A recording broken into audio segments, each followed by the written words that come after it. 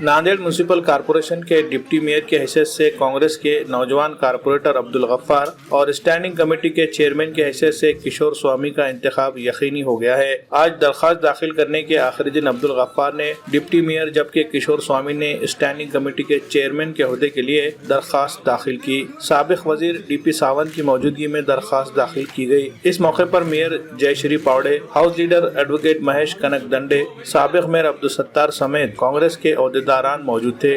दोनों ओहदों के लिए एक एक ही दरखास्त दाखिल की गई, जिसकी वजह से इन दोनों का बिला मुकाबला इंतखाब यकीनी हो गया है। जुमेरात के रोज रस्मी तौर पर बाज़ाब्ता इन दोनों के मुंतखब होने का ऐलान होगा। म्यूनिसिपल कॉरपोरेशन के आइंदा साल होने वाले आम इंतखाबात को जहन में रखते हुए कांग्रेस कायदीन ने किशोर स्वामी को स्टैंडिंग कमेटी का चेयरमैन और अब्दुल गफ्फार को डिप्टी मेयर के ओहदे पर खिदमत अंजाम देने का मौका दिया है। इस तरह की बातें सियासी हलकों में की जा रही है।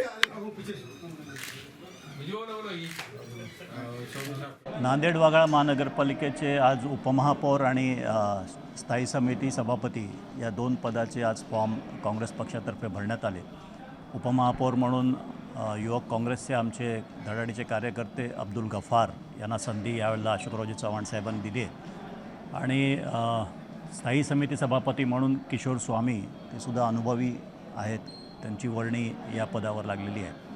मी दोघांनाही खूप खूप शुभेच्छा देतो। येणारे 8-10 महिने 2020 क्रिकेटसारखं त्यांना विकास करावा लागणार आहे, कारण 10 महिने शिल्लक आहे, 11व्या महिन्यात आचारसंहिता लागते। त्यामुळे अशोकरावांच्या नेतृत्वाखाली हे दोघे चांगले काम करतील अशी नक्कीच आम्हाला सगळ्यांना खात्री आहे। त्या दोघांना शुभेच्छा। सावंत टीमची सगळे नंबर लागले ते खरं आहे का?